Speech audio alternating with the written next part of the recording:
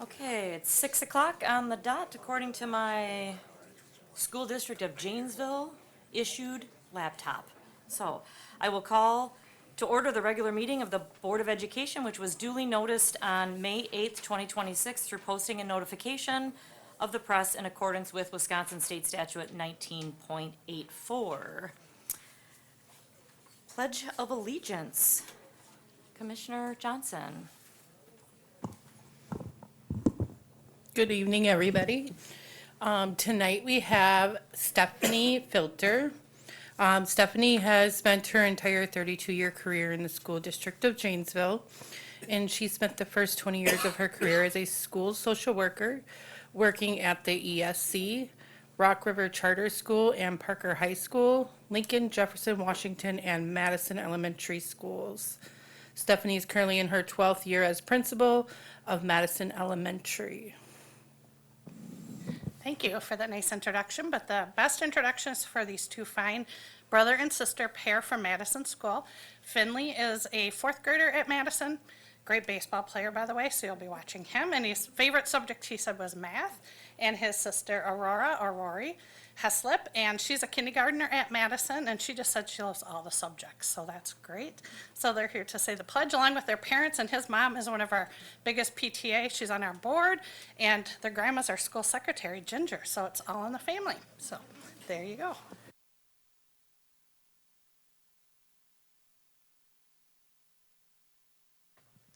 I pledge allegiance to the flag of the United States of America and to the republic for which it stands, one nation, under God, indivisible, with liberty and justice for all.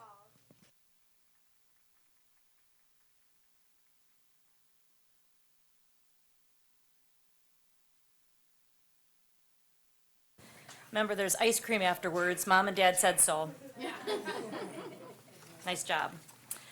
All right, going on to 3.2. Do I have a motion to adopt the May 12th, 2026 Board of Education agenda? So moved. Second. Okay, I have Commissioner Richardson making a first and Commissioner Meisner second. All those in favor? Aye. Aye. That passes 7-0 with Commissioner Hayworth and Commissioner Paul absent this evening. All right, 3.3, safety message. Commissioner Richardson. Hi, thank you. This is something that's new to me, so I thought I would share. Underage gambling is an escalating concern on social media and video games. Blur the lines between gaming and betting, particularly affecting boys aged 11 through 17. Roughly 36% of adolescent boys surveys reported gambling in the past year. Key risks include betting, skins on social casino apps, and pay-to-win mechanics, which prime young brains for gambling addictions. Loot boxes and skins, which are games, many games use randomized in-game rewards loot boxes that function similar to slot machines, creating a gambling experience without legal age restrictions. Social casino games are free-to-play apps on platforms like Facebook, often simulate gambling, training users in gambling behaviors. Cryptocurrency gambling is where these sites rarely verify age, enabling easy access for minors and are hard for parents to track. Often influencers and streaming celebrities will have a video of it gambling, normalizing this and encouraging viewers to mimic their behavior. So warning signs that we should look for: financial red flags, frequently asking for money, missing money, or unauthorized use of credit cards; behavioral changes, preoccupation with games, loss of control, irritability, and lying about time spent online; isolation, withdrawing from family, school, and friends; protective actions that parents can take, using parental controls, use your console level controls on a Nintendo Switch, Xbox, PlayStation to restrict in-game purchases and set spending limits. Engage and monitor, play the games with your child alongside of them and to learn and understand the mechanics of the games. Check I didn't know that you could do that inside of a video game, so I guess that was where it was new to me. Also check ratings using the entertainment software ratings board to identify games in an in-game purchases or gambling-like features. Open communication, discuss the risks openly, explain that randomized wins in games are designed to mimic real gambling, and report use in-app e-safety guides to report suspicious situations or abusive players. Thank you. I learned a few things there, so thank you. And some vocabulary I don't know yet either. So, thank you. All right, 3.4, moving on, recognizing Rock University graduates, Dr. Hernandez.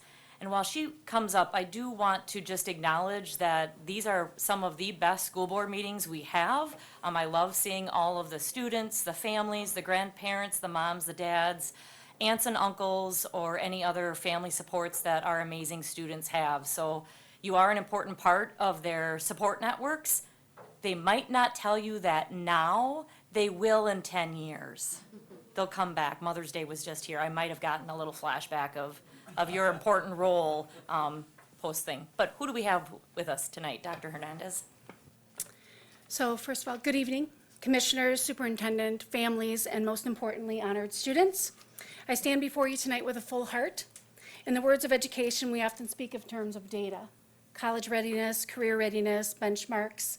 But tonight we're looking at numbers on a spreadsheet. We're looking at a living testament of our students. So we have 13 students coming to you from Rock University. These students have not only in a few short weeks, they're going to be graduating with their high school diploma, but on Saturday, they're going to be graduating from college, Black Hawk Tech, with their degree. And so we have 13 graduates tonight. Some of them are here. Some of them have earned their associate degree, and some of them are earning their technical diploma. So to our parents, I would like to thank you. Thank you for the time. Thank you for all of the late nights, the words of encouragement and things like that that it's taken to make sure that our students are graduating not only with that belief that it's possible, but they're actually doing it. So to be 17 or 18 years old and to also be graduating with a college degree is quite tremendous.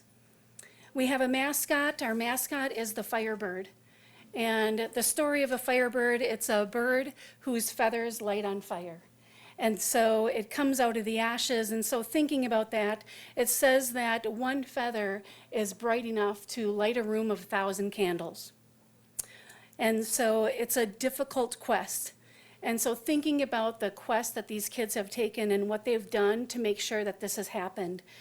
To our staff and all of the effort that they've put in for these kids, I just want to thank them as well. And for you, thank you for the vision and the mission of Rock University in making this happen. So with me tonight, I have Alex Castellanos. He's graduating with his associate degree on Saturday.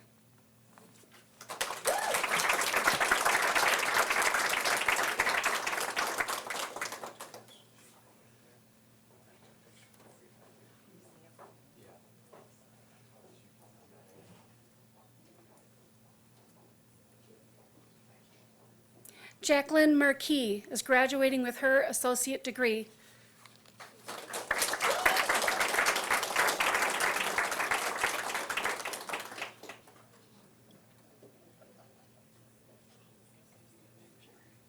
Amelia Sheridan, graduating with her associate degree.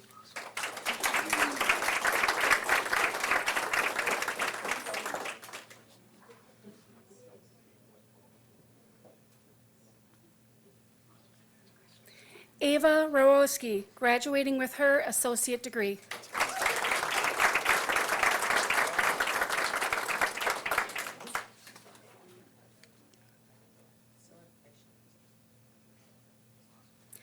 Trinity Fisher, graduating with her technical diploma.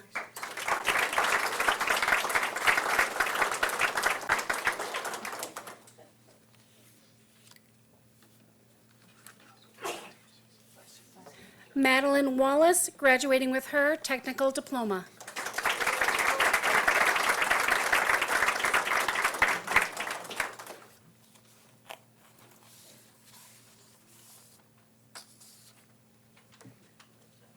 Thank you so much.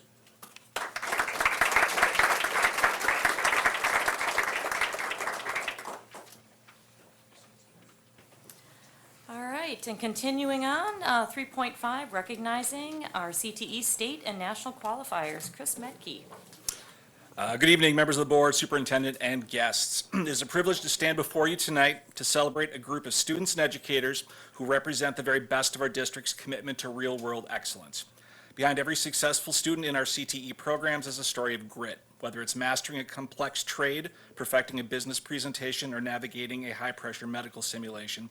The students we are honoring tonight have shown extraordinary dedication and perseverance. For our competitors, they haven't just participated, they have excelled, advancing through rigorous regional contests to earn their spots at the state and in several cases the national level. We see that same tenacity in students participating in our house build, the capstone construction course. These individuals dedicate a major portion of their daily school schedule to work alongside professional contractors and the Builders Association to construct a beautiful residential home from the ground up. Equally impressive is the commitment shown by our youth apprentices. These students have taken on the dual challenge of being both a full-time student and a dedicated employee. Successfully completing a youth apprenticeship requires a level of maturity and time management that goes far beyond the typical high school experience. It involves clocking hundreds of hours of mentored on-the-job training, improving their technical competence in professional environment. So we're going to be first recognizing some of our career and tech ed student organizations. I'll begin with our FFA students. I'll bring up Ms. Camps and Ms. Meister. Good evening. I'm Gretchen Camps, the Craig High School agriculture teacher and FFA advisor. Thank you for this opportunity to recognize the countless hours of practice and dedication of these students. The Wisconsin State FFA believes that career development events are primarily done to develop individual responsibilities, foster teamwork, and promote communication while recognizing the value of ethical competition and individual achievement. Career development events are an extension of the instruction that currently takes place in the agriculture education program at Janesville Craig. This year, we are pleased to announce that all 4 of our CDE teams qualified for the state contest. We have a few students competing in athletic events tonight, so we were not all able to be here. But first, in the livestock evaluation CDE, members evaluate and rank breeding and market livestock, which includes cattle, goats, pigs, sheep, based on conformation and performance, providing oral reasons to justify their decisions to a judge. This year's team placed 22nd out of 30 teams with members Abby Hoffman, Eli Hooverson, McKenna Maciel, and Ryan Suter.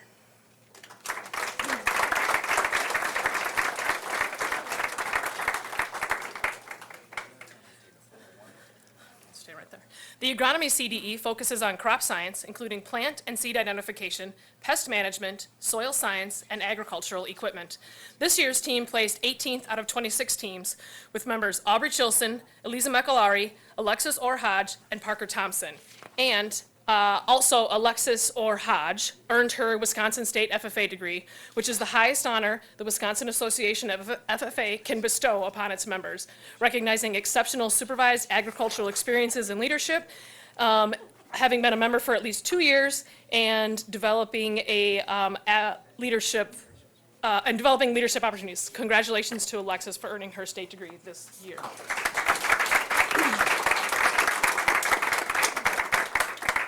Veterinary science tests technical knowledge and practical skills in animal health, including breed ID, clinical procedures, anatomy, and identification of equipment for both small and large animals. This year's team placed 3rd out of 25 teams with members Olivia Baumunk, Sydney Esser, Ella Thompson, and Lily Thompson. Sorry, we were so close. Ella placed 4th individually, and Lily placed 6th individually, so 2 top 10 finishers. These 4 seniors have competed in this contest each year of high school and will be quite hard to replace.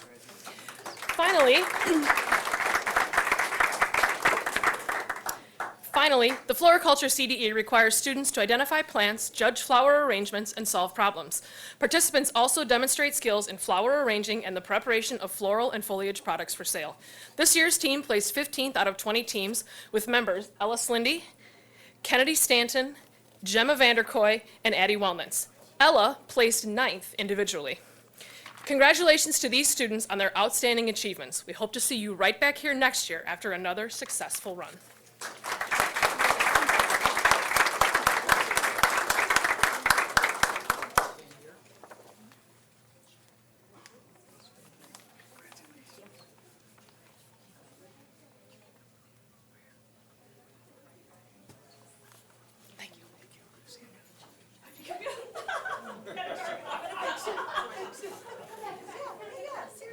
You sped it off faster than I could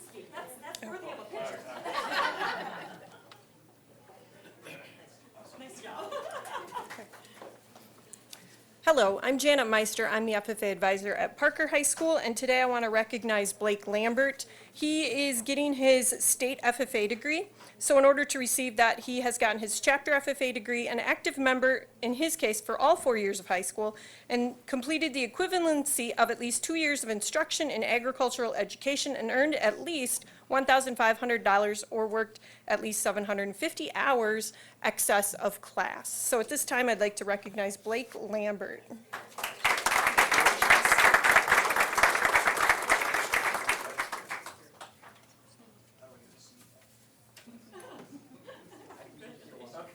I'm done. I had to offer, this is precedent. Hello there, I'm Heather DeStefano. I'm the marketing education teacher at Craig High School. I'm here actually representing both Craig and Parker tonight for DECA, and then Craig for FBLA. So this is Parker's little write-up. DECA's International Career Development Conference, ICDC, is the highest level of competition for DECA students. It represents the top 3% of business and marketing students in the country, and they compete against other students from around the world, including Germany, China, Puerto Rico, Canada, etc. 2 students from Parker attended ICDC this year, Julia Jones and Miley McLean, both qualified to attend ICDC in Atlanta, Georgia. Julia qualified by writing a 20-page research project for Fort Healthcare to integrate corporate social responsibility into their operations. Julia also double qualified through the economics event.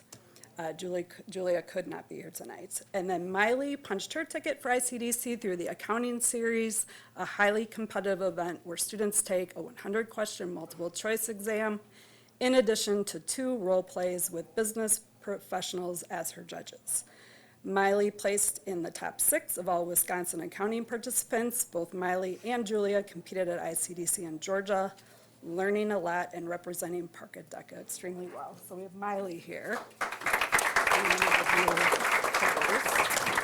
Okay, there we go.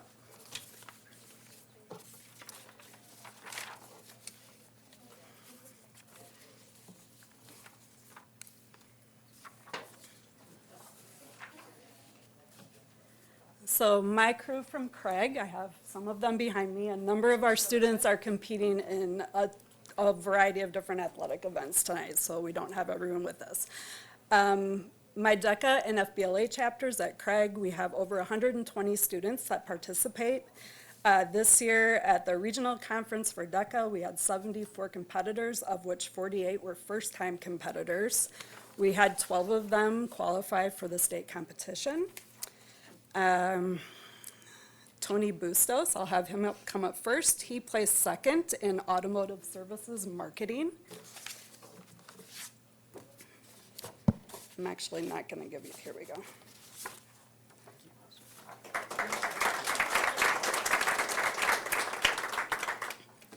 We actually had 2 freshman state qualifiers. Emerson Buell qualified in second place in Principles of Hospitality and Tourism, and Parker Furman qualified placing 3rd in Principles of Marketing. Both of them have sporting events tonight, so they will not be able to be here. Mitchell Musling also placed in the automotive services category, so we took both first and second place at the regionals, and they both qualified for state. Anante Bryant is here. She placed 6th in districts in apparel and accessories marketing, and then also competed in the sales promotion event where she did entrepreneurship event, where she presented a project at the state competition.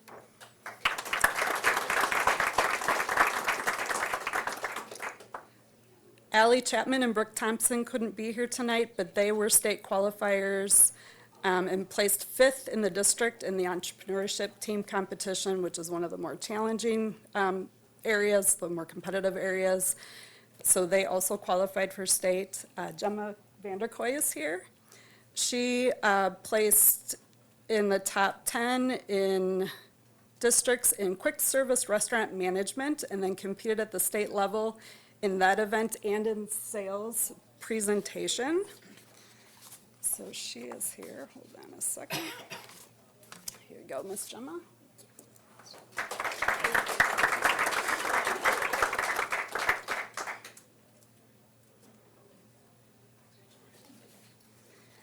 Dominic Ferrari presented at the state competition. He presented, he has a business, and he presented a business improvement plan and placed third in the state for his business improvement plan. He's at a track meet right now.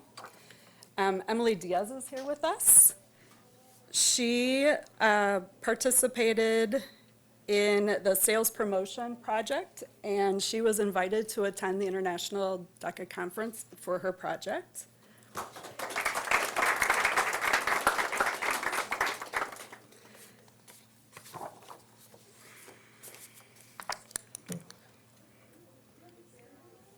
And then Camden, Noansaxi, and Sam Piper were not able to be with us this evening because of sports, but they participated in the marketing management event at the state level for DECA. So that's my DECA crew. Then we have FBLA kiddos. So Camden and Sam also qualified for state for FBLA as well. And they placed 5th overall in the state in the entrepreneurship team event. We have Newton here. Newton Berry placed first in the state in the marketing, first in the districts in marketing. He won the state competition for his test in marketing and then placed 5th overall in marketing for FBLA.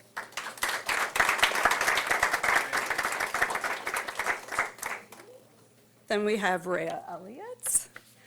Rhea placed 2nd in districts in advanced accounting, and then she competed at the state level. And do I have anybody else?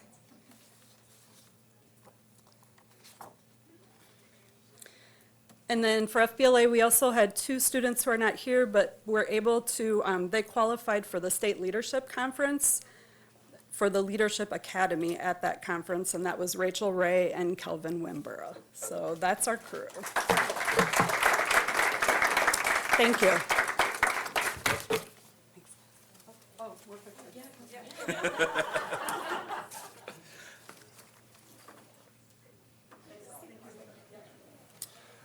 All right, some of the additional career and tech student organizations that we offer that did not have representation here. We do have students who participate in HOSA. HOSA is a future health professionals organization that is advised at Craig by Ms. Weisky. And I don't think any of her students were able to be here, but Kaylee Conway, Olivia Wally, and Chesney Dahl all were state qualifiers in CPR, first aid skills, and physical therapy. FCCLA, which is Family, Career, and Community Leaders of America, is another organization. Ms. Weisky does that at Craig, and Ms. Ballmer does that at Parker. We did have some qualifiers there as well. Andrew Hopkins was a state qualifier in cake decorating at Craig. Santana Landry, Aliana Crawford from Craig were state qualifiers in baking demonstration, receiving a silver medal at state. And Clara Maldonado from Craig was a state qualifier in culinary foundations, receiving the highest score in the event and a gold medal. But they were not able to join us. Then we have ProStart, and ProStart is operated by the National Restaurant Association Educational Foundation. It is a premier culinary arts and hospitality management program. Students compete in high-stakes culinary cook-offs or develop comprehensive restaurant business proposals judged by professional chefs and restaurateurs. At Parker, that is advised by Ms. Adams, and many of her students were on a field trip today, so they were not able to be here. But we do have 2 students who were able to join us. And I've got my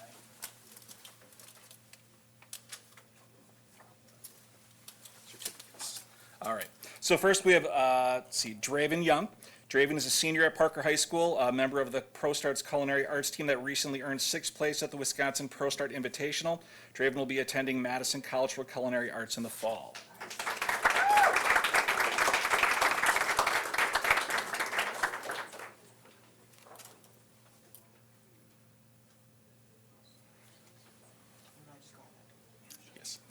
Also joining us is Avea Salam. Avea is a senior at Parker High School. She took first place in the Wisconsin ProStart Chopped Challenge for her garlic creme brulee with red pepper and sherry gas streak. Avea will be attending Blackhawk Technical College to study radiology in the fall.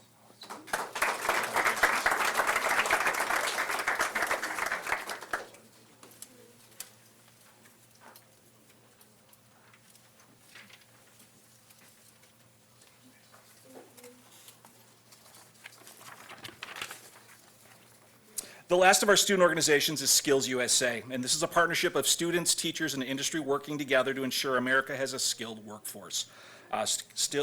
Skills USA competitors are highly technical and hands-on, covering trades such as welding, automotive, service, carpentry, health science, and robotics, as well as leadership and service. We did have several students who did extremely well this year. Not able to join us, but Kaylee Conway from Craig placed first in the State Skills USA competition for first aid CPR and will be competing in the national competition in Atlanta, Georgia in June. So congratulations to Kaylee. Sam Champion from Parker won first place. He won gold at Skills USA State in a woodworking display. And if any of you were able to attend the Parker featured where the students show off their work, that will be on display. It's a really impressive three-dimensional looking wood project. So congratulations to Sam. And then Dr. Hernandez can introduce her student as well. Good evening. Tonight I have Lucas Goetz with me, and I just want to share a little story with you. So Skills USA is new to Rock University, and Skills USA is a CTSO that brings together pretty much almost anything you can think of under one building. So our students are able to compete in welding, culinary, woodworking, building, almost anything, nursing. And so I took a group of students, 4 or 5, to a regional competition to check it out in November.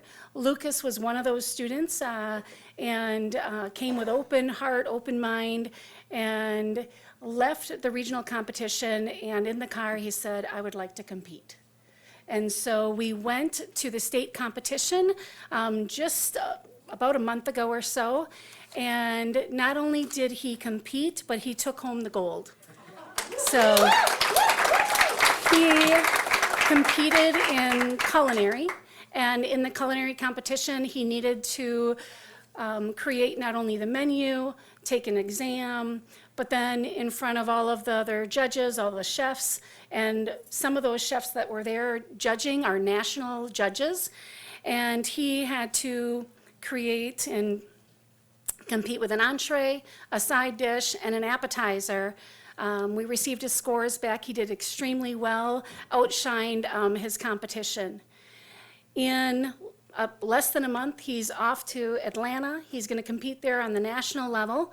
And at the national level, he has to do a soup, a dessert, 2 entrees, a side, and I'm hoping he's going to steal the show with that as well. So, Lucas, here you go.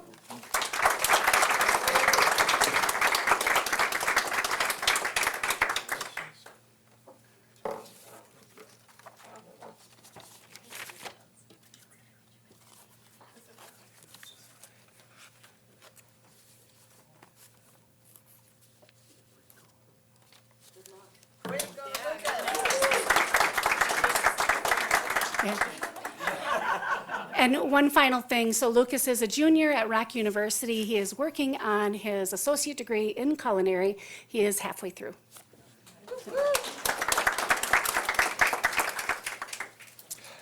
All right. While not a competitive event, it is still one of the premier programs that we offer for our woodworking and construction students. So we'd like to bring up Mr. Joe Cruiser, who advises and runs our student house build.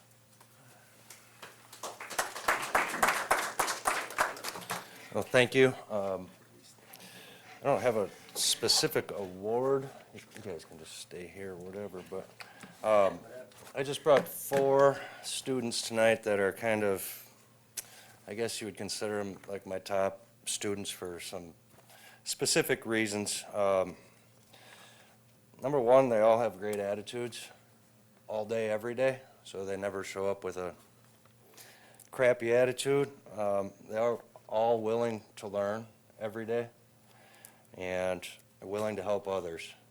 So I guess I would call it kind of a leadership certificate or an award because they are the leaders of the job site. So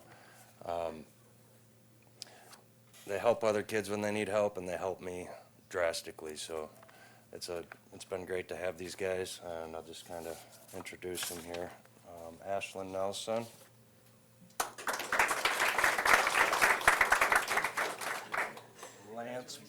Lance McCoy. Johnny Olson. And Hayden Kerbel.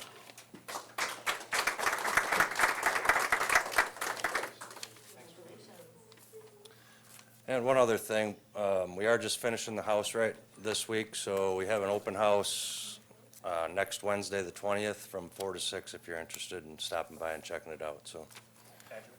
Address is 770 Waveland. Yep, so, yep, thank you.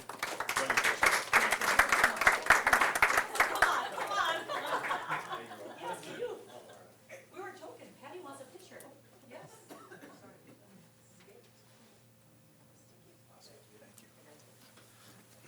All right.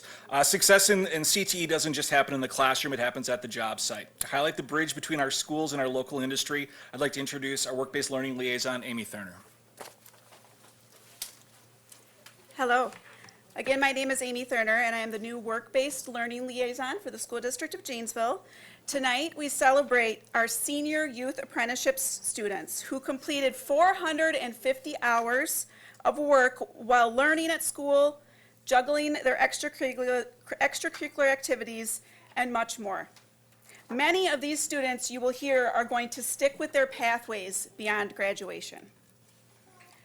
Mauricio Babilas, a Craig High School student, had a YA pathway of architecture and construction with Tri-North Builders, and he will continue to work full-time as a concrete finisher.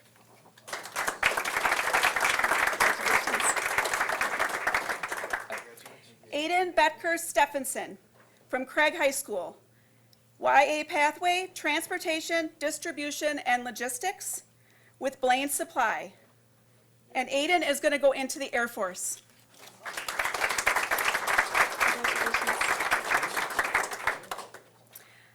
Anate Bryant, Craig High School, a marketing pathway with Hy-Vee. She will be attending St. Leo University in San Antonio, Florida, majoring in media communications to do social media marketing and special events.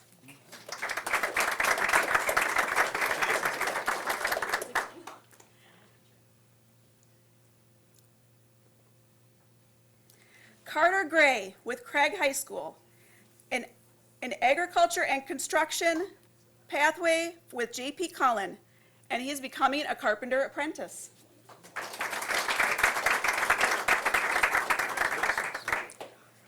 Tucker Hall with Parker High School, a manufacturing pathway with United Alloy, and will continue on in welding.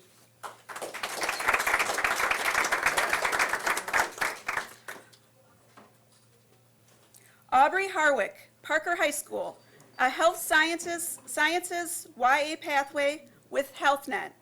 She will attend Blackhawk for dental hygiene.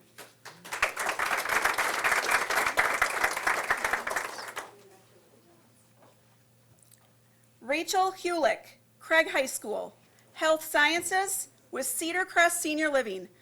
She'll be attending Blackhawk Technical College to study radiography, and she hopes to work in a hospital setting where she can help to care for patients and make a difference in their daily lives.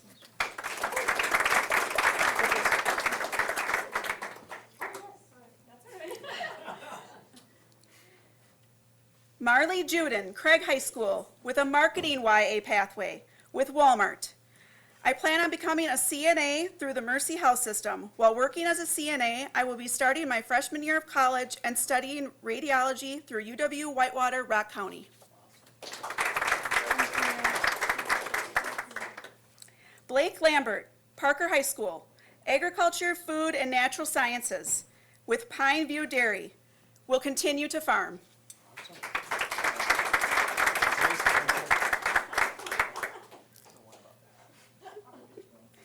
Addison Marquardt, Craig High School, Human Services with Cost Cutters. She's going to join the radiography program at Blackhawk Technical College to become a radiology technologist.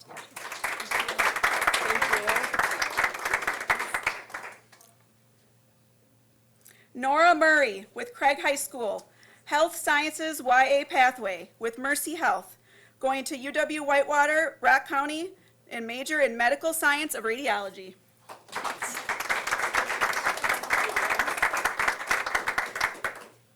And last but not least, Jaden Upham with Parker High School, manufacturing YA pathway, United Alloy, and is going on to AWI to get his welding certification.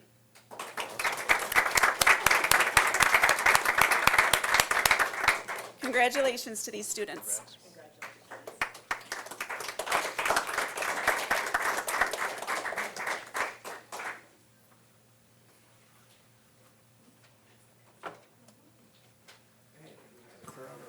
Congratulations, everyone. I think that's probably one of our favorite things to do is see our exemplary students, combine that with some of them that weren't even here because they're also student athletes. I think that's wonderful. One thing that stood out to me as I listened to all of our wonderful educators and advisors was one of our strategic priorities, which is community partnerships. So I heard Black Hawk Technical College. I heard all of our work-based learning and apprenticeship. We couldn't do that without the business community and all the employers. And I also heard Schwaba with the student home build. So those are just names. I'm sure I'm missing some, but when I think about what it means to educate a child, it really does take a village. So I just want to say thank you to all of our community partnerships, whether you're an employer, you're a higher ed institution. Thank you for those partnerships that you have with the School District of Janesville. So thank you. All right, moving on to 3.6, student presenters to the Board of Education. Hello, first off, we have Jake Duffy from Craig High School. Hi. I'm so excited. Hello, school board. My name is Jake Duffy, but you already knew that. Coming back for the remix on what's been going down at Craig High School. Last time we caught up was April 14th, and a lot has happened since, but even more is still coming down the pike. For one, Craig's AP testing began on Monday, April 4th, and has been May 4th, and has been ongoing ever since in either the J Room, Auxiliary Gym, or in the ESC. And if you'll allow me to speak anecdotally for a second, it seems that a lot more students than last year are testing, because I've noticed a lot more people are absent during testing days than not. That, or these kids just know what days to skip class. Testing ends after this week as we begin to take our finals before the end of the school year. Do you want to know what Craig's NHS has been up to? Well, here's a quote from Miss Lawton, the advisor, to tell you all about it. Craig's National Honor Society concluded this year contributing 1,443 volunteer hours, and you can clap here, for the School District of Janesville and Rock County. 46 students earned white stoles, which they will be wearing with their graduation gowns this year. I mean, shoot, the NHS representatives for next year have a high bar to cross. After the AP Chem exam, and after we all took a moment to realize that it was finally over, AP Chem students began preparing for our student-led experimental demonstrations in class. The demonstrations are for Roosevelt's 5th grade classes who will be coming to Craig on June 1st through 4th, and we will be showing them such interesting concepts and experiments like vacuum chambers, burning water, and the Pharaoh's serpent, also known by its less cooler name, the carbon sugar snake. Miss Lippincott, the AP Chem teacher, also extended an invitation to Superintendent Holzman to join us on one of these dates, because this is her last year doing these projects before she retires and heads off to Florida after next year. The band program had its last concert of the year last night, where we played songs like Bayou Breakdown and Arabesque, and of course gave out our senior awards as they are sent off into the ether of whatever lies beyond high school. We, of course, concluded the night by playing what we play every year, Latina by Frank Benescruto, under the direction of a senior that is voted on by the band to conduct the piece. This year's being Noah Carter, and yeah, we can clap for that. Oh, I almost forgot to talk about prom. Craig's prom was held at the Woodman Center on April 25th, and the theme was Under the Lights. And boy, did we dance the night away, under the lights of the lanterns above us. Really poetic. The prom king and queen were also crowned. Shout out to Maya Wojcik and, funny enough, Jake Duffy. If I'm going to be honest, when I was crowned, I thought it was going to be like the movie Carrie with the bucket of blood, and so when that didn't happen, I was kind of surprised, but also relieved. Beyond prom, Blue Ribbon is previewing an initiative to support mental health awareness, because May is Mental Health Awareness Month, which features student speakers on the daily announcements and a Take What You Need board for the school to use. For reference, Blue Ribbon is the largest club at Craig with over 100 members that dedicate themselves to making the school a better place through kindness and bake sales. They love a bake sale, and we, the school, love a bake sale. Speaking of charitable acts, Craig also just had its last blood drive of the year on May 1st, and thankfully, there were no May Days on May Day. Now that we're getting into the one-liners, it's almost all the time I have, so let's do a rapid fire. And yes, you can clap after each item. All the honor societies and clubs at Craig are voting for their executive boards for next year. Ms. Kinnear's AP Pre-Calc students will be playing in a Cube tournament. I don't know what Cube is, but I'm excited to learn all about it. Jazz 1 will have its final concert tomorrow. Choir will have its final concert on the 21st. Senior night for boys tennis is tonight. The 3D printers in the library are now available for student use. And Italian House has seen a 600% increase in profits ever since underclassmen have been able to leave the campus for lunch. That's all the time I have. I got to study for my AP Language and Composition test for tomorrow. Thank you all again, and if you'll have me, I would love to come back for next year. Thank you, Jake. Go study until the wee hours. And Parker High School, Peyton Gutzman. That's a hard act to follow, but you'll do fabulous. Every time. He Yeah. shows me up every time. Should have let me go first. It's okay. So good evening, everyone. For those of you who might not know me yet, which I hope you do by now, my name is Peyton Gutzman, and I've had the honor of presenting to all of you this year. Tonight, I'm going to give a few highlights of what's going on at Parker in the past month, and also a few highlights of my career in the Janesville School District, as this is my last 9 days at Parker. During spring break, the Parker Online Barn team visited Fire Station 3 to donate custom hoodies and thank you to our first responders for their ongoing support of Parker High. A few months back, Lieutenant Chad Hansen approached the team about building an online apparel store for the station, and Barn Director Harper Brandenburg put Junior Avery Marquette on the job. Orders are already rolling in, so if you want yours, grab yours to support the crew by visiting at parkerthebarn.com. So, if you want to order some. And then our Pizza with a Purpose program just wrapped up for the first year. From the Isles of Woodman's to the Parker High Kitchen, our students are getting real-world experience as they prepare, and package fresh pizzas for our staff. It has been a total success watching them build their confidence to shop, manage money, and work independently in our community.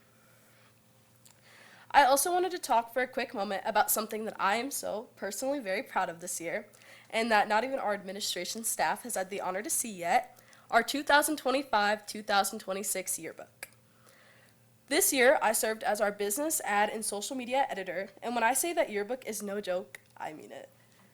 It takes time to prepare the photos, and not just write the stories, but tell the stories of our students. It is something truly incredible. After a lot of brainstorming, collaboration, creativity, and even a little bit of arguing, we chose the theme, Unlock the Memories, because we wanted the book to represent something and reflect the big moments that make high school unforgettable, and even with a secret Easter egg that will take you all the way back to my freshman year, so the books are all connected. I also wanted to take a minute tonight to recognize all 17 of our incredible editors and staff who work tirelessly behind the scenes to make the book come to life. They work all hours of the day. Even when we were on our trip to Florida, one of the editors were just working away in the airport. Their leadership, creativity, and dedication pushed us all to do our best. But most importantly, I wanted to take a minute to recognize our advisor, Ms. Shay Burke. This was her first year publishing and producing a yearbook as an advisor, as she did it in high school, and we could not be more proud of her. Taking on such a huge responsibility for the first time is not easy, but she handled it with patience, determination, and so much care for her students.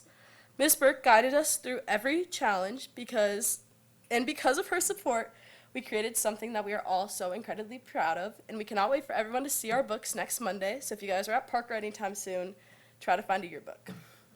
They're in the social studies office, so you guys can go take a peek. And then I wanted to take a couple minutes to recognize my 12 years of school in the Janesville School District. I started my educational journey at Lincoln Elementary School and continued to Franklin Middle School as my parents made me move across town from all my friends. I eventually found my place at Parker High School. Looking back now as a senior, it is amazing to see how every school, teacher, coach, advisor, and opportunity has shaped me into the young woman I am. As I reflect on my senior year, I realize how nobody is joking about how quick it all goes by, because I swear yesterday was the first day of school. So I wanted to take a quick minute just to give you guys a recap of each month. September brought all the excitement of going back to school, senior sunrise, and the last first day, Friday night lights, and cheer season starting once again. October was filled with so many different school spirit and unforgettable memories. We had homecoming, the Parker versus Craig rivalry game, and I had the honor of being crowned homecoming queen alongside my dear friend Jake Pratt as homecoming king.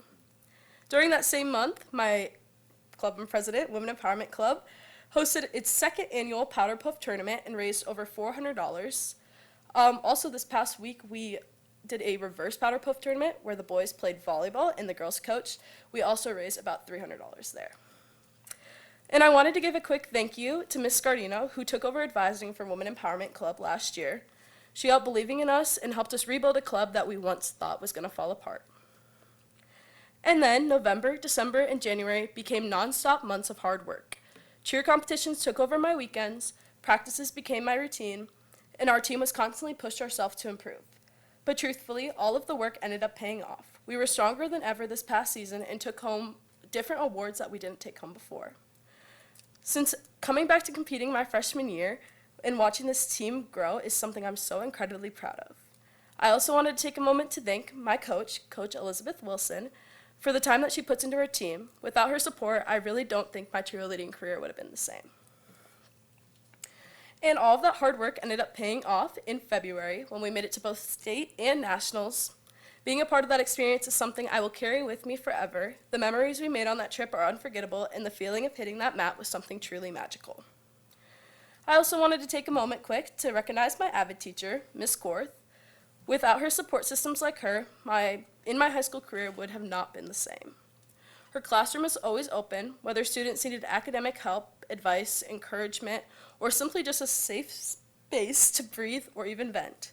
She constantly cared about her students, and sometimes even more than herself. And she always reminded me to keep going, even when things get hard. And finally, my parents are not able to be here tonight because they're at my sister's AVID event at Parker.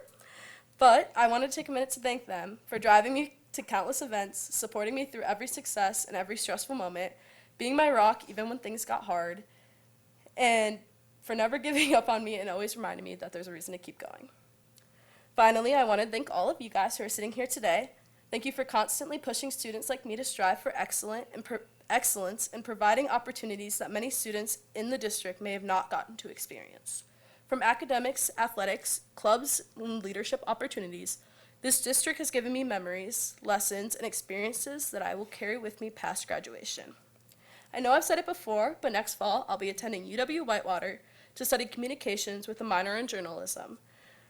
Though going to a new school with new people, it could be scary, I'm grateful for all the experiences that I was given through the Janesville School District that has gotten me here today. As I prepare for the last 9 days I have at Parker High School, I know one thing for certain. The district has helped me shape into the person I am today, and I am very grateful.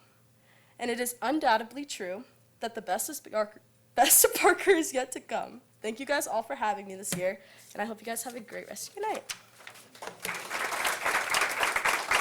Thank you, guys. Thank you, Peyton. Best of luck. You'll do great in the fall. All right, moving on to 3.7, citizen comments.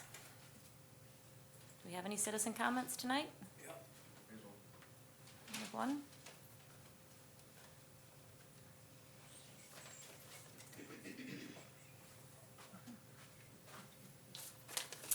Good evening. If you could state your name and address for the record, and you'll have 3 minutes to address the board. Ty Ballrood, 206 P.O. Box, Janesville, Wisconsin. The 65 and older crowd gets vaccinated. And I don't believe that anybody ever did any trial, check out any trials. I mean, we just took on and gave vaccines to kids. And so what they're doing now, they put more mercury in them.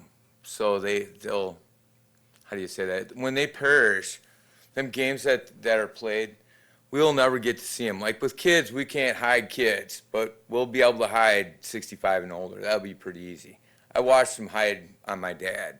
We went out and had a big party, me and my dad. We had a lot of fun.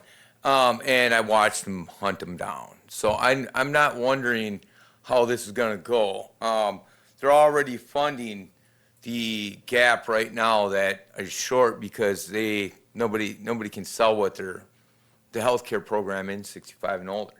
And so when in 2 years, if you can add that up, I think we did the data on some other stuff, and we just count one less in 2 years. That's going to be quite a change. And the funding it'll shut off then for Medicaid, Medicare, in such ways that we know it. And somebody will say, hey, we gotta fund it. We gotta do something. And everybody's gonna say, no way. And you're gonna see people head to the hills. And you probably will get a chance to do the right thing. And it's hard to do the right thing. So I want to give you a picture to show you what side you should be on healthcare. Vaccines and drugs don't help healthcare at all. I'm proof of it. I got cancer of the skin. I eat walnuts, and it's great for me. And the other thing you can do is, you get the little massager thing that's out there. That's great for people, and there are people like that sexually too. And it's so funny because, anybody can, we could be talking about that anytime. Instead, we're talking about online gambling and ways how we hook it up. We re-hook up the stuff that we're protecting the people from. It doesn't make any sense why we hook it back up. So I just want to let you know where I'm coming from. Here's the picture one. There's absolutely no doubt. I told you about the olfactory bulb when we put the mask on. I said that wasn't going to work out. I promise this is the news right here. Right here. This is the news. Thank you, Ty. I hope you look at it. She That's can, how I'll be voting. yep, she can email those to us. Thank you.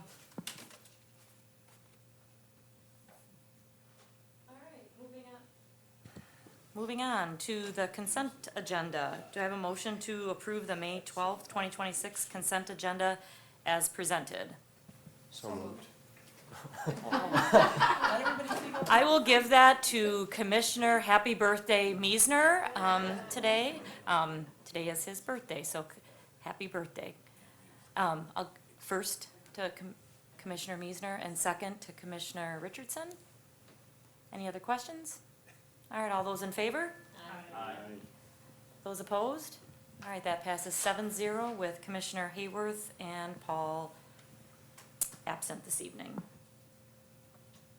We might have to watch that on replay just to see us all go at the same time. Moving on to board items, 5.1, discussion and restructure Board of Education committees and appointment of committee members. So in your board packet, you'll see the Board of Education committees after we restructured and the appointment of those. Anybody have any discussion on those or questions? I think we all have communicated that where our expertise will lie. Okay. Yes. I'll have him go first. So I wanted, first of all, to say it's great to serve as the chair.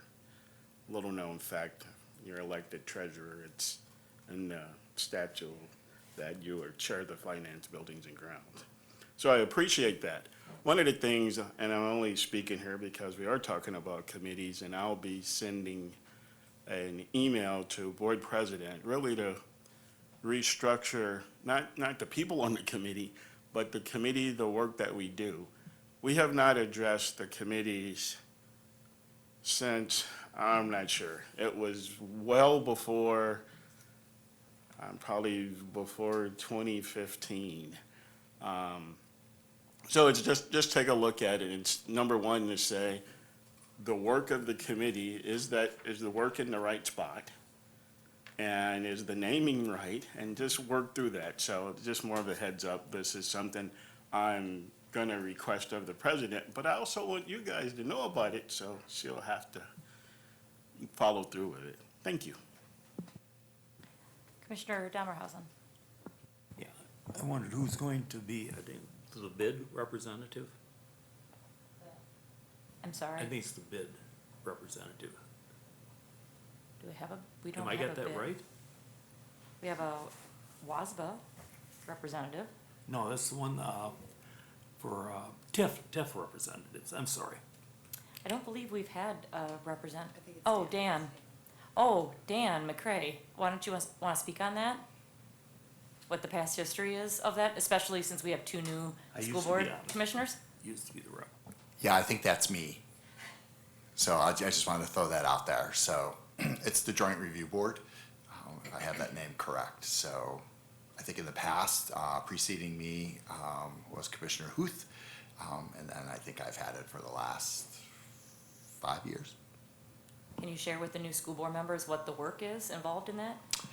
Yeah, that's a great, this is a little rather impromptu, so a little bit of grace, if you will. So typically, the taxing entities such as Blackhawk Technical College, the School District of Milton, the City of Janesville, and the School District of Janesville, and I'm trying to think if I'm forgetting one. And there is an at-large member of the committee. So essentially, if there is a proposal from the city for a tax incremental district or tax incremental financing, that's reviewed by the board, voted on by the board, and a recommendation to the city council. Thank you. Good catch, but it's not necessarily one that's on a committee structure in this. It used to be. I was on it Yeah. for a couple of years. And so. it probably transitioned from when they I did didn't, that. I didn't even know it did, so. Yeah. Okay. Thank All you. right, thank you, Dan, I appreciate that. Good question, Carl. Should just keep that on. Don't know why I keep pressing it on and off. Any other questions? All right, that was just for discussion purposes only. Then we'll move on to 5.2, consider approval of the 2026-2027 Board of Education meeting schedule. Again, in your packet, you have the meeting dates for the 2026-2027 education. You can see that some months we do not have a second meeting date, that fourth Tuesday of the month. It has been shared with me that it's actually easier to add a school board meeting than to go through the process of taking one off. So there is some intentionality behind not having that second meeting date, because for the new school board members, sometimes those second meeting dates are reserved for board workshops. So for instance, if you look in January 2027, if you reflect back, we had a board workshop that second or the fourth Tuesday of that month on school finance. So we reserve some of those second meeting dates for those opportunities for board workshops, just as a background and to give you a little bit more context behind that. Are there any questions? Otherwise, could I have a motion to approve the 2026-2027 Board of Education meeting schedule? So I have a motion from Commissioner Johnson and a second from Commissioner Richardson. I'll call one more time. Does anybody have any questions regarding those? Otherwise, I encourage you to put them in your personal. Gretchen will send you your Google Calendar invites. They're all over. All right. All those in favor? Aye. Opposed? All right, that passes 7-0 with Commissioner Hayward and Paul absent. All right, thank you. All right, 5.3, referendum update and information on the Educational Services Center move. Superintendent Holzman. All right, great. At your table, you have just some general information specifically about phases 1A and 1B of our voter-supported referendum. That work will begin this summer and continuing through the summer of 2027. And so we outlined some of the projects. We see Jefferson, Wilson, Craig, Parker, and Lincoln, and the ESC as areas that work will be done. All of the schools will have some special education updates in 1A and 1B, in addition to others that are outlined. You know, for example, you can see at Jefferson, in addition to that, we're going to be replacing those windows, HVAC, ADA compliance. All of this was outlined in our general information when we went back for the referendum. So the work is starting and will continue this summer and then all the way through the summer of 27. The process, as we look at this, is a three-phase process. So we're in 1A and 1B. We're working through the process now for 2A and 2B, and then the next year we'll work through the process of 3A and 3B. So we're really interested in making sure we try to stay on track with all of our referendum projects as we work with our partners in making sure that we can get all that work done. One of the things that we want to definitely talk a little bit about is a transition from this building here, the Educational Services Center. So as you look in the hallways, you can see people are starting to pack. The business office actually is already out. Our office will be out at the end of the week. And we have staggered groups that will be leaving all the way up till the end of school. So we're temporarily moving spaces. We're going to be at the BMO Bank and One Parker Place. We've kind of identified where those individual groups will go. Part of that is just because we can't be in the building as the work's going to get done. We have to be out and allow those individuals who are coming here to do that work. In this building, we're going to see things like replacement windows, ADA compliance restrooms, asbestos removal, the HVAC, some flooring removing, and LED lighting. So in some cases, we're going to do some refreshing, but we're not going to do a lot of remodeling. We're just trying to do the structural things that we need in order to make sure that we have this building as a space we can utilize for the best of our abilities moving forward. One of the things that will change, as we see with board roles, is that we're going to move our board meetings beginning in June to Kennedy Elementary School. So if you haven't been to Kennedy Elementary School, they have a space large enough to hold board meetings. We looked at a number of different spaces, but that seems like that's the most logical. There's good parking. We can close the building off from the public, from the space we have. It's utilized during the day of their cafeteria, and then they have kind of a stage area. So we will have our regular board meetings at that site beginning in June. One of the things that will likely change a bit is that we will always tape our meetings, but we likely won't be able to live stream those, partially because we don't have the same equipment as we have here. So we'll have a camera that will do that. Then we're going to have to go back and make sure that it complies with all the ADA requirements as we upload those. We'll do it pretty quickly, and it'll happen soon after, but it won't be live streamed. Our committee meetings are welcome to be there as well, but in some cases, our committee meetings might move to different sites if we want to see different spaces, and we have that ability to do that as well. One of the things that we'll ask you to do is take your laptops home tonight with you. We've got bags and chargers and everything ready for you. And then we're just going to ask that on the June board meeting, you bring it back with you so that we can, hopefully charge them, yep, and do that. We'll continue to provide information and communication as we move forward. It'll look a little bit different, but we definitely will be able to utilize that space. We'll be in a school. The elementary school will likely not have events specifically that will interrupt with our board meetings. We have aligned a space if we need to do closed session meetings that we can do that. And there's ample parking and it's really close. So we looked at a number of different spaces. Actually, one of our spaces that we did look at was Washington Elementary School. So good thing we didn't pick that space. But as we look at the progress, we're really grateful for our community for the $151 million referendum. We're going to get a lot of work done this summer. We're going to be on task and on track. And then we'll work through 2A and 2B at this time next year. They'll be on track. And then the following summer, 3A and 3B. And we'll hopefully have all that work completed by the end of 2028-29 school year. So it's a little ways away, but that's the work we have. So any questions that people have? So just to reiterate, June 9th, I'll be at Kennedy Elementary School for our board meeting. If you're not familiar with Kennedy, it's at Stonefield. You'll come in off and park in the back part of the parking lot off of Stonefield. So don't go to the front of Kennedy Elementary School. There's a back parking lot.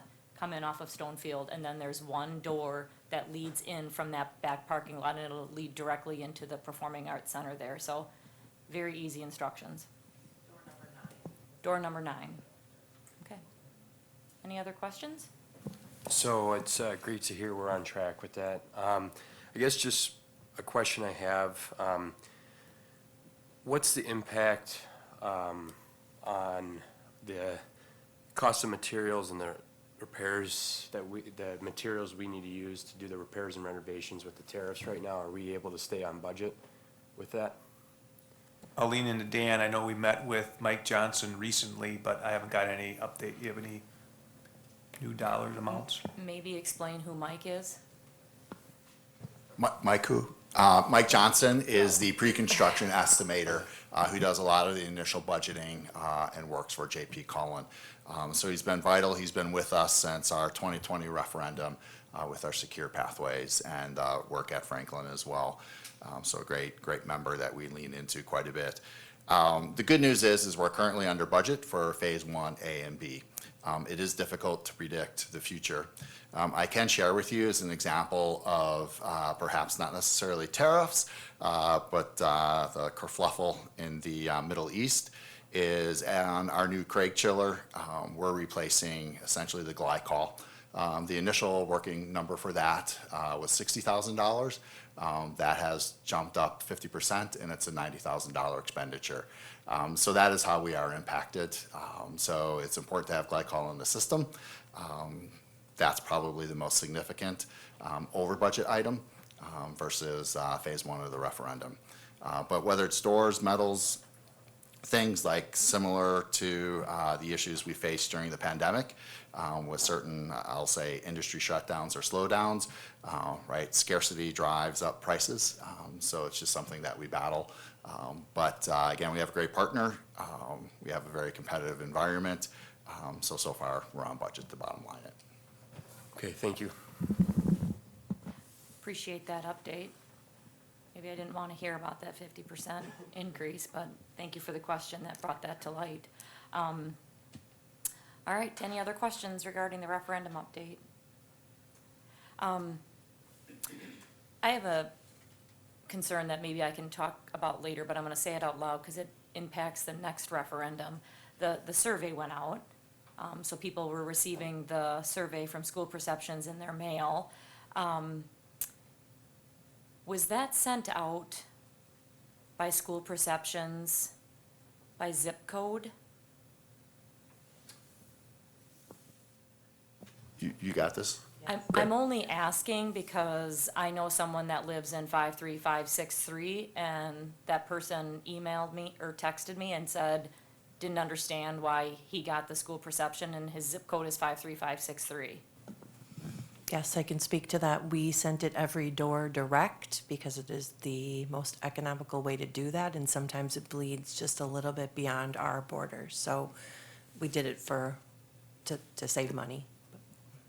And that's what I thought your answer was. And I think that needs to be shared with the community somehow, because I think that the community's perception is that it was a waste of money because people received surveys then they didn't belong in the district. My mother, who has since passed, lived in the city of Janesville but paid Milton School District taxes, had a 53546 zip code. She received it. That I could explain to a community member.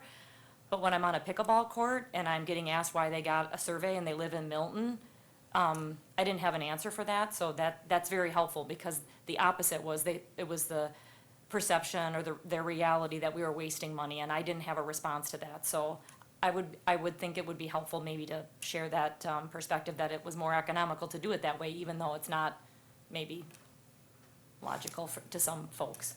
We'll share that with the community and also get all of the board members' talking points around Yeah, that would be helpful. Thanks. Any others? I strongly encouraged everybody to take the survey while I was hitting the paddle, so hopefully you'll do the same. All right, Personnel Policy Curriculum Committee Report. Commissioner Richardson.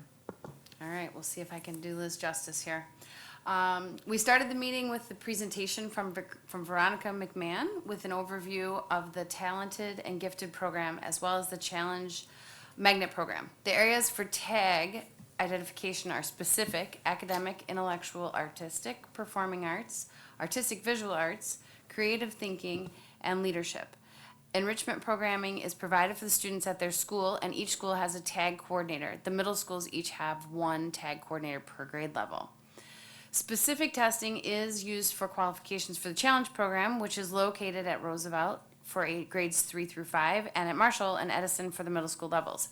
Because high school offers such a varied array of courses, students are able to continue academic rigor through the course selection process. We felt fortunate to meet with the Work-Based Learning Center CTE coordinator Amy Thurner, who was here again tonight, along with special guest Greg Phillips. All aspects of our work-based learning program were highlighted. I think we saw that again tonight, which was very nice. This school year, we had 64 youth apprenticeship participating students with a goal for our next year of 80.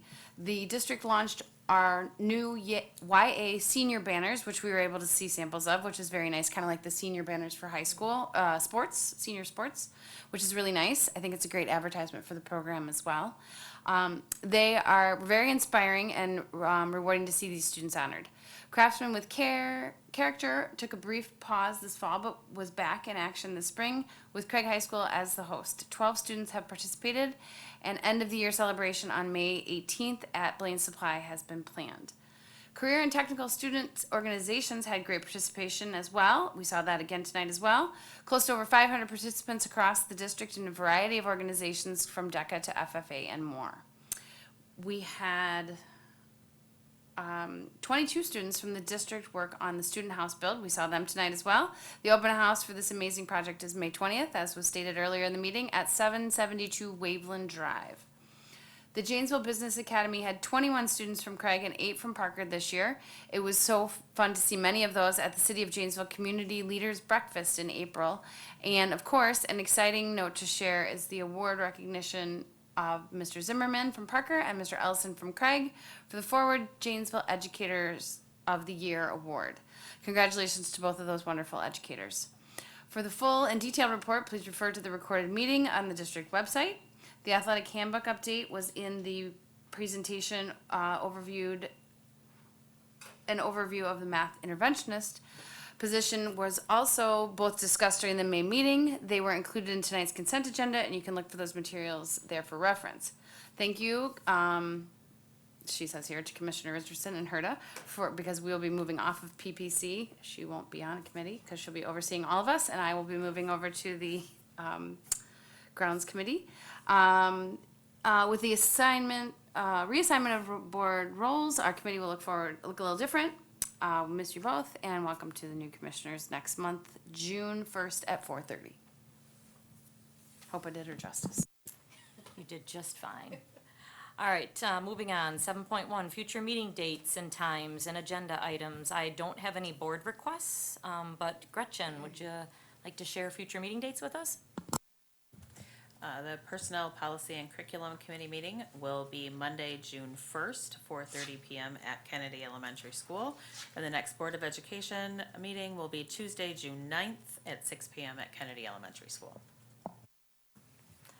Okay, and with that, I only made a few mistakes, but we're at adjournment, 8.1.